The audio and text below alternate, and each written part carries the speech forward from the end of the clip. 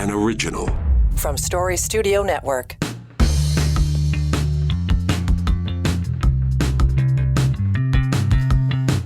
Man, am I ever balled up. I don't know about you. I can't keep track of what day of the week it is. These long weekends, for all the rest and relaxation that you get. What day is it? It's Wednesday, May the 24th. Welcome in. Now and next here, Dave Trafford with you for Story Studio Network. Couple of things I want to get to, not the least of which is a new show we have launched. Well, it's not a new show, it's a new series we've launched. All about cybersecurity. Drop today. You're going to want to hear this. Good story. Good stories.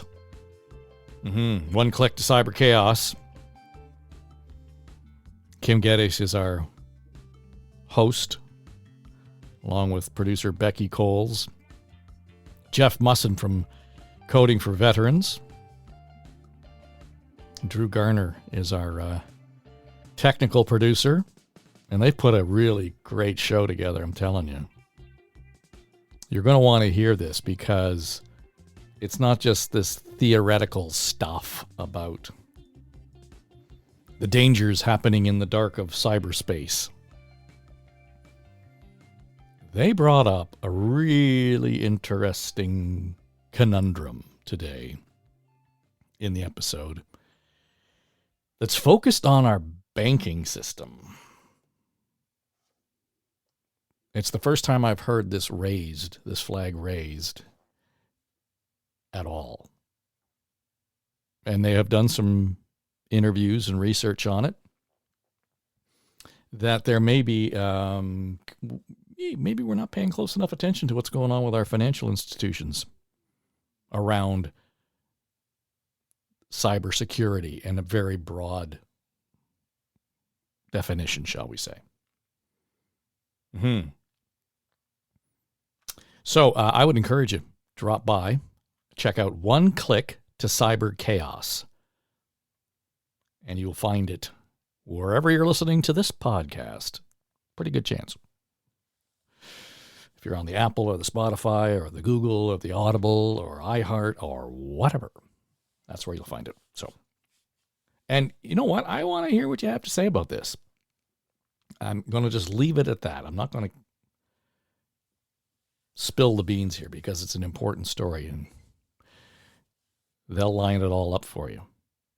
But it's shaping up to be a pretty robust series. It starts today and will extend into October. And October is Cybersecurity Month. Good planning that, eh? So, One Click to Cyber Chaos. And it's sponsored by the folks at Coding for Veterans and the University of Ottawa involved in that one as well. Good show. Yesterday we were talking about the mayoralty debates, the polls, all that stuff that's going on.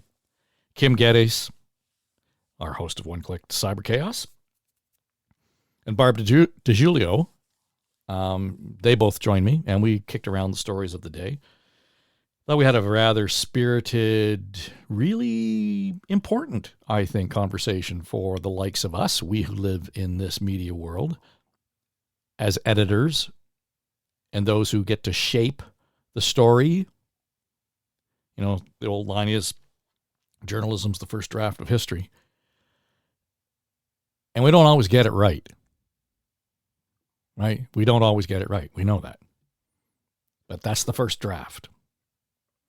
And we kicked around this, I think, it's not just for the sake of the discussion.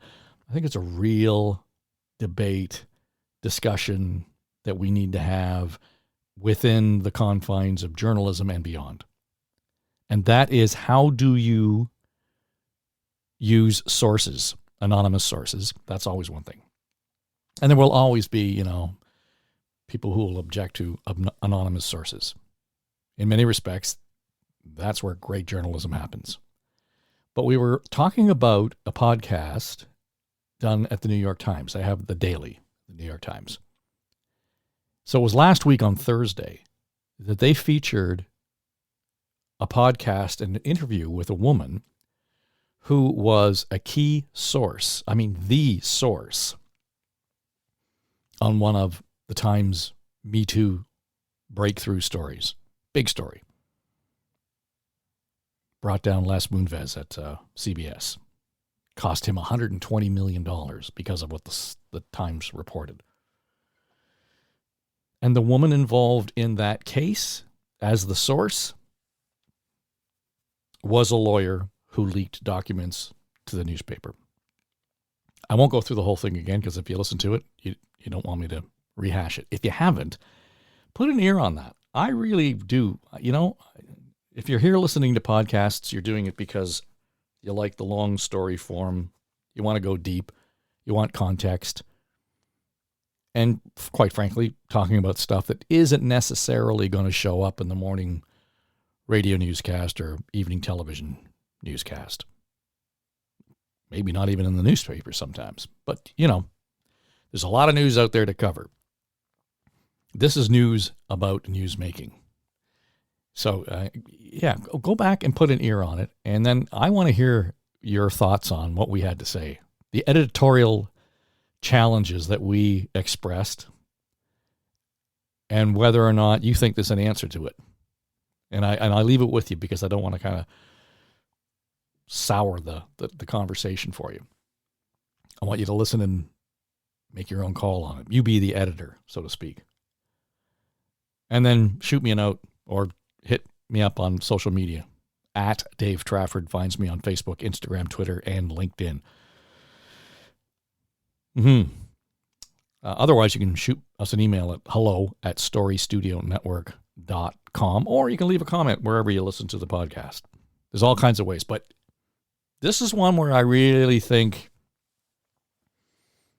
we as editors, news and journalism leaders, kind of have to take stock of exactly how we use anonymous sources.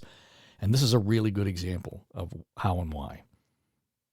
And if you really want to go deep on it, in the show notes from yesterday's show, I put the link in it for the daily podcast that you can go back and listen to from the New York Times.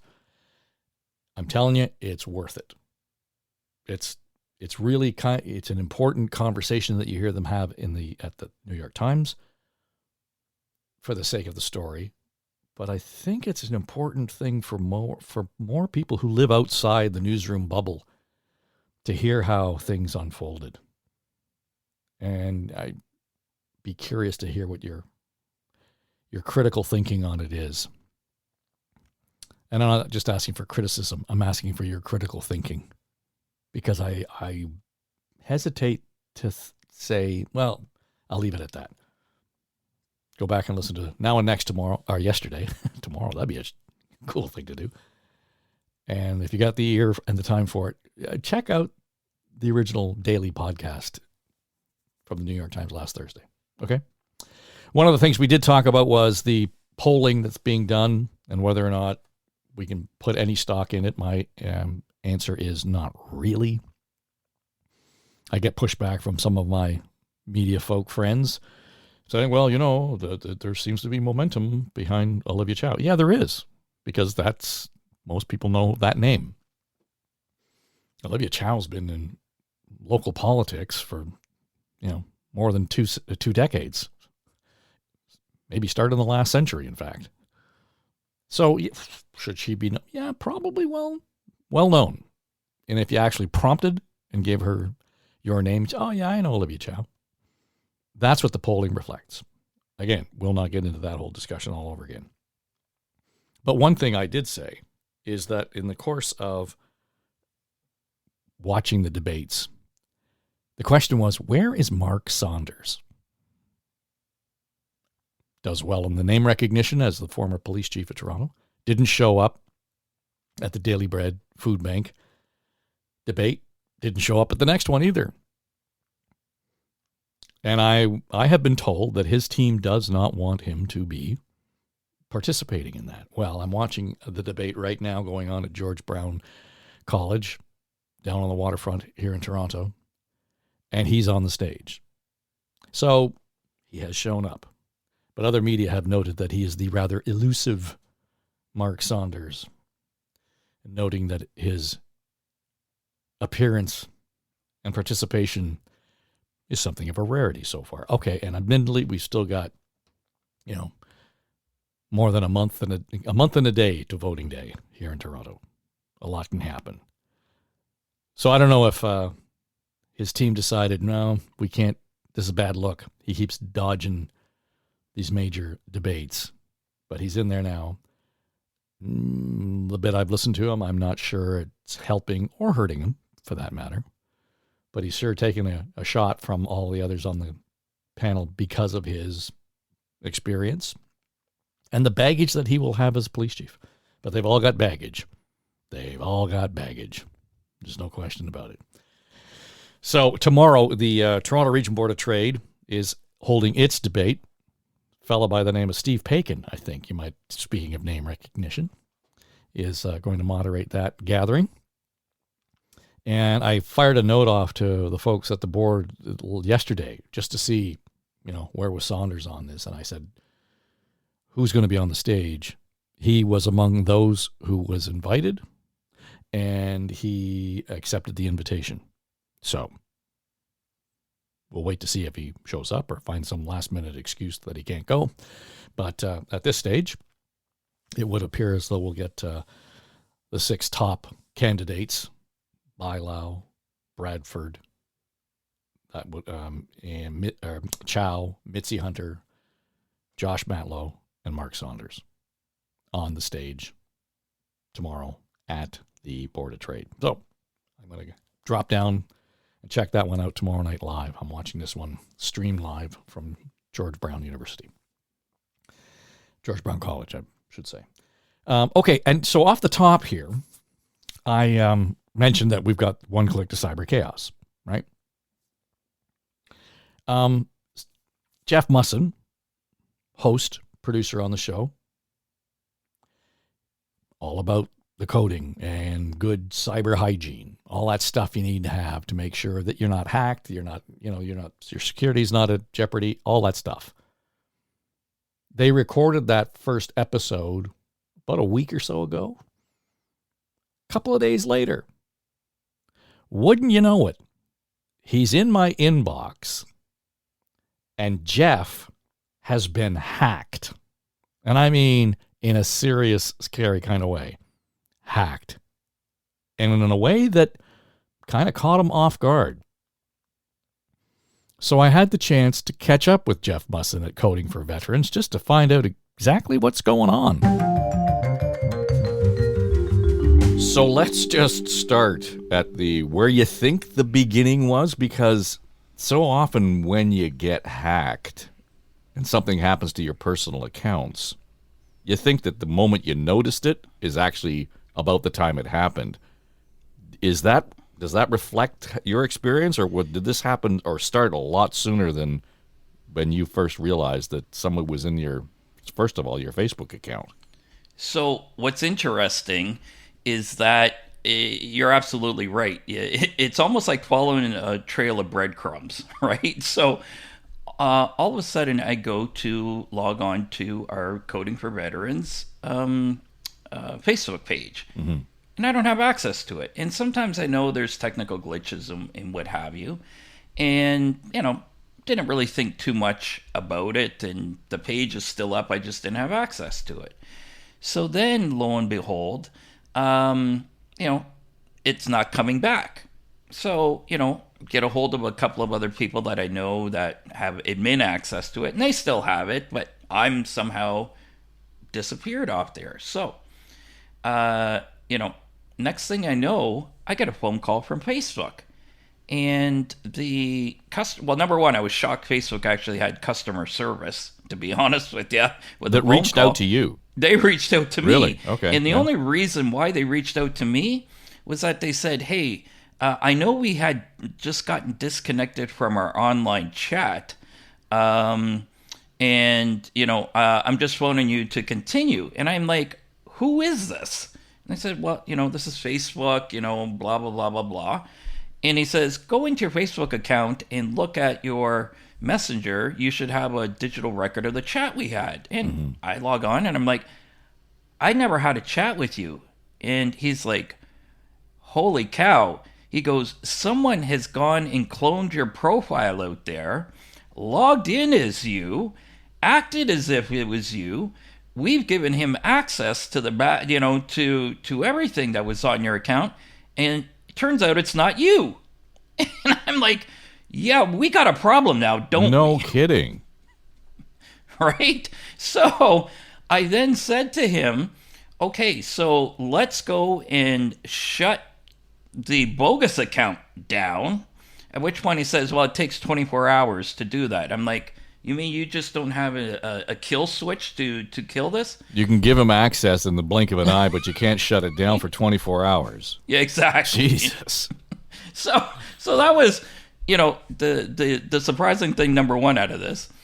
Second thing was that he's like, okay, we have to know that you are, quote unquote, the owner of this. So can you produce your business papers or your, and your ID and this and that? And I'm like, I already had access to it because you had our credit card on file. We were doing Facebook ads and all this. But fine, if he needs to, quote unquote, do this legally, absolutely. So turn that information over. In the meantime, I had actually regained access to the account, but within 24 hours, that bogus account still wasn't turned off. And guess what? Everyone got kicked out of there. All your admins. All the admins, everyone that had access other than the fake Jeff Musson out there. So fast forward, coincidentally at this time, my MasterCard bill, comes due. So I, log online to see, what is owing so I can pay it. Dave, I got to tell you, I think the floor is still dented where I fell off my chair and hit the floor. $56,000 bill is sitting on my MasterCard.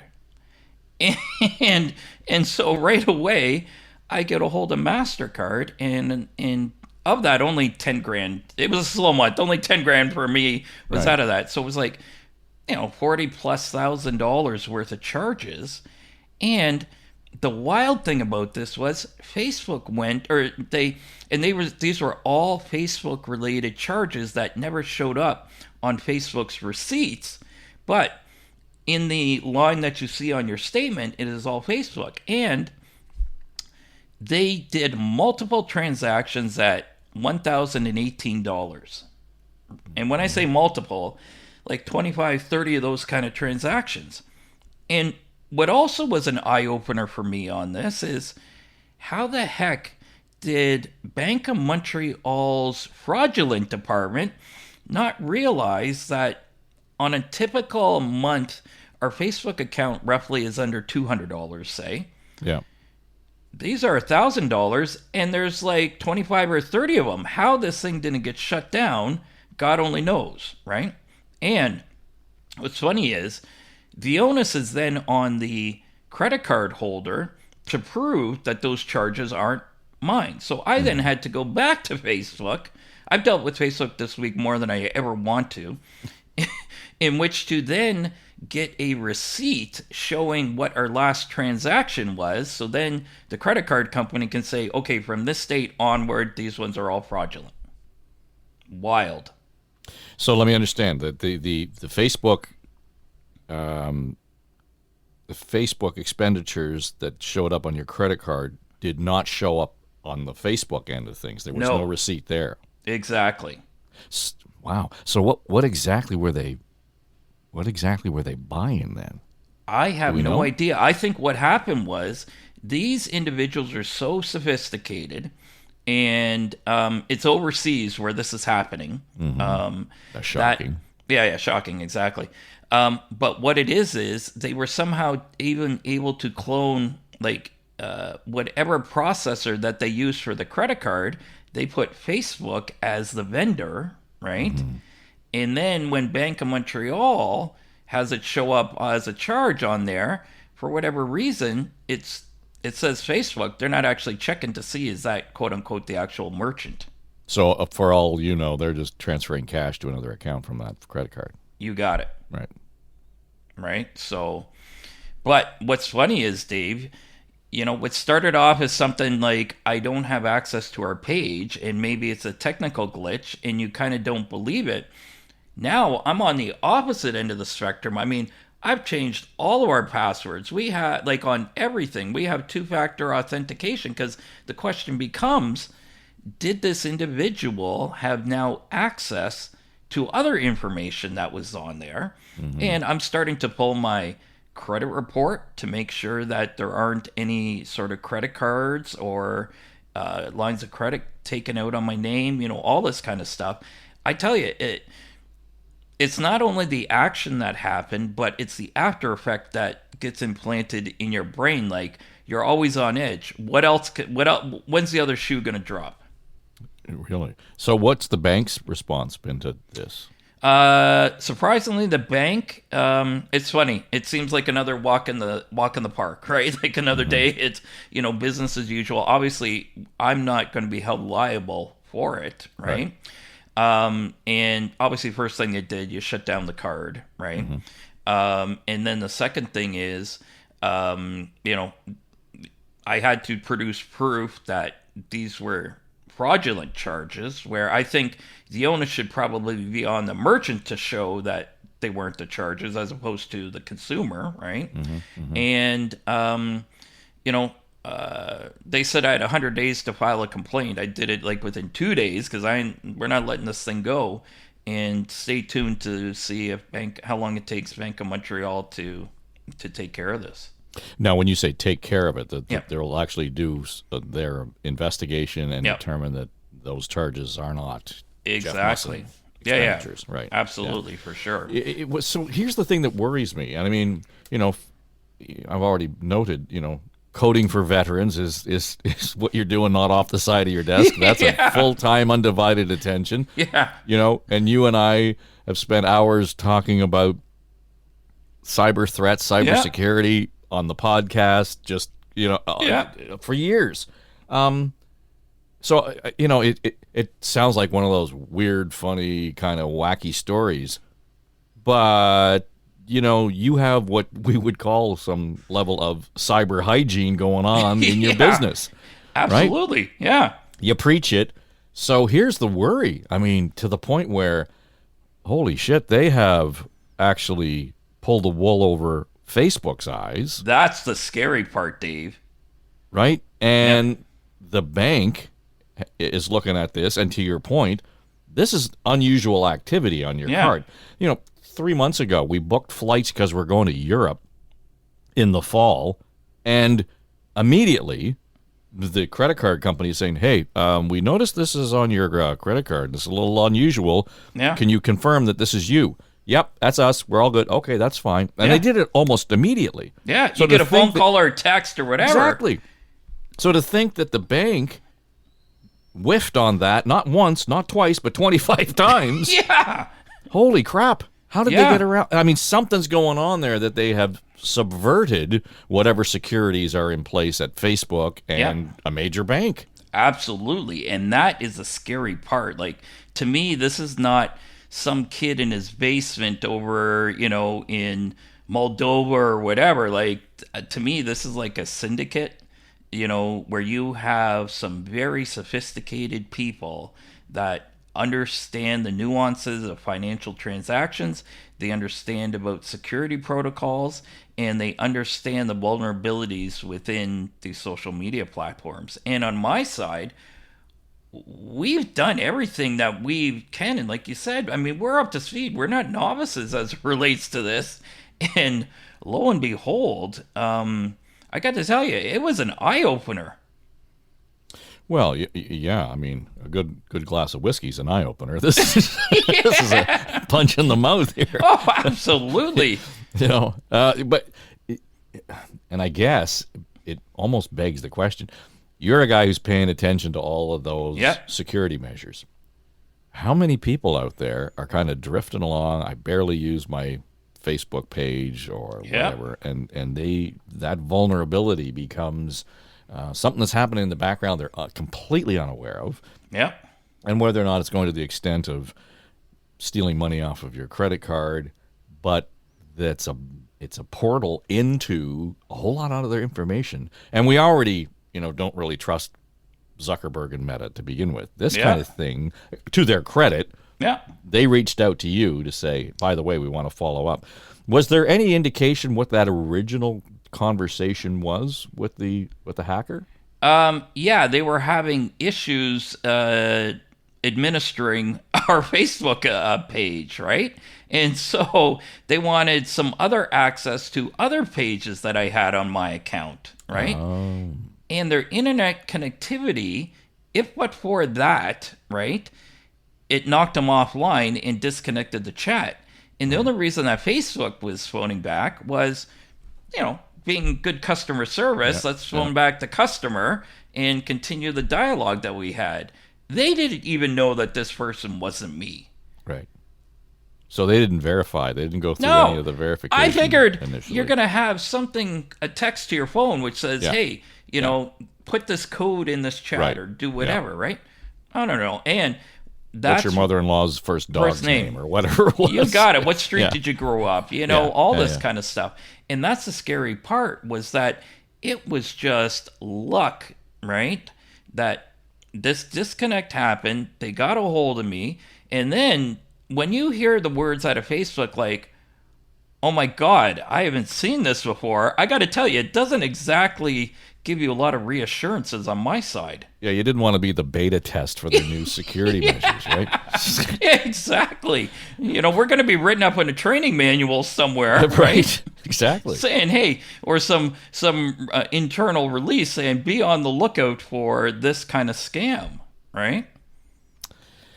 Wow. So all the more reason why we need, folks in your program to be putting their big brains on some of these problems, because we have said this, I don't know how many times in the course of our conversations in the podcast, et cetera. One Click to Cyber Chaos, by the way, working on the next season. It's coming out soon, so we're all excited about that. Absolutely. Kim and Jeff and the team are working on it. But the intention has to be to stay ahead of this. And what you are illustrating is that it's moving at warp speed on a slow day.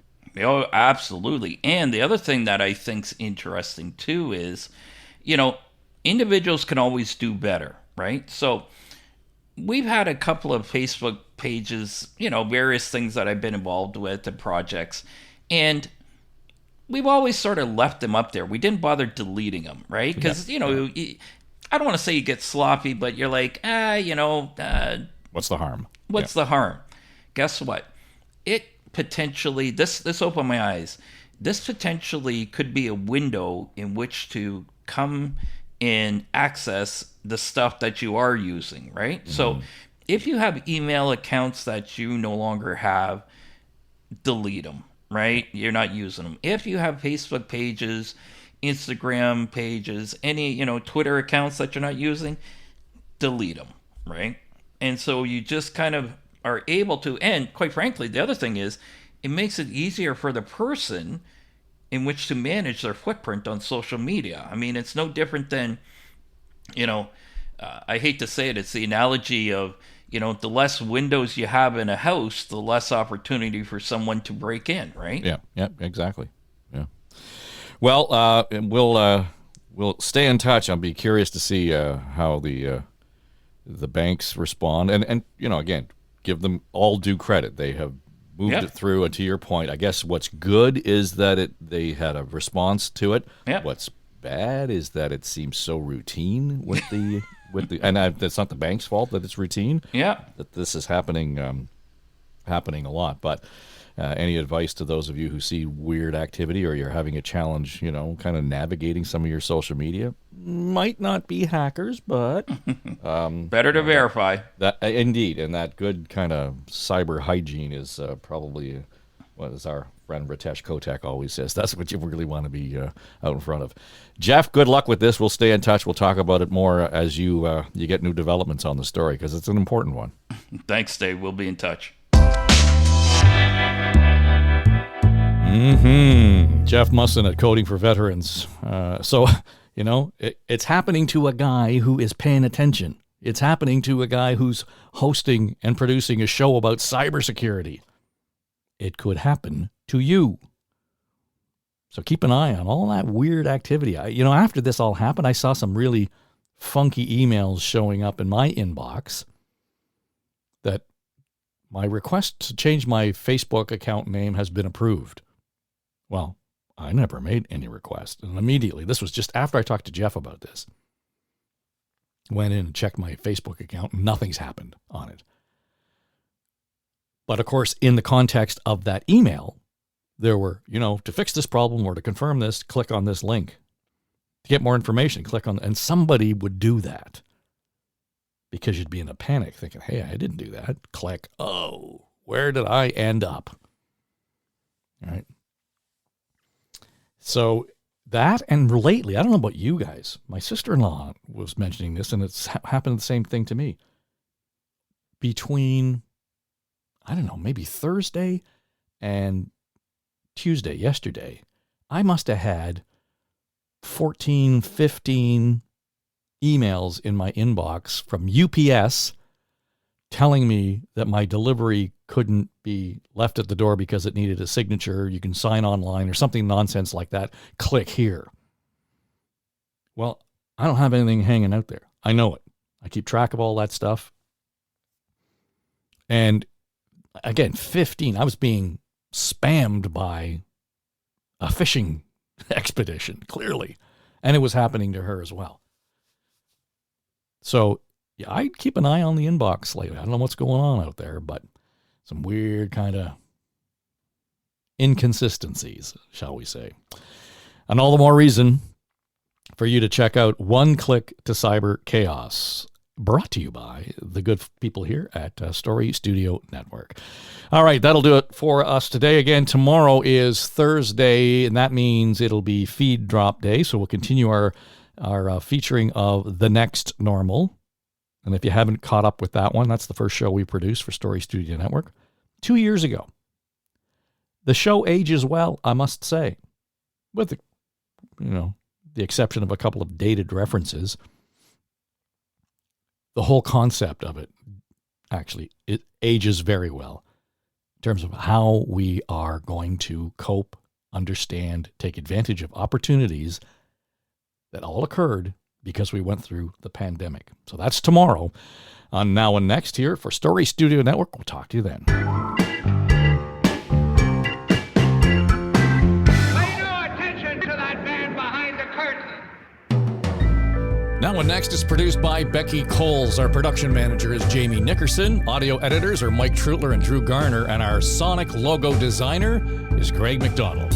Our executive producers are Dave and Aaron Trafford.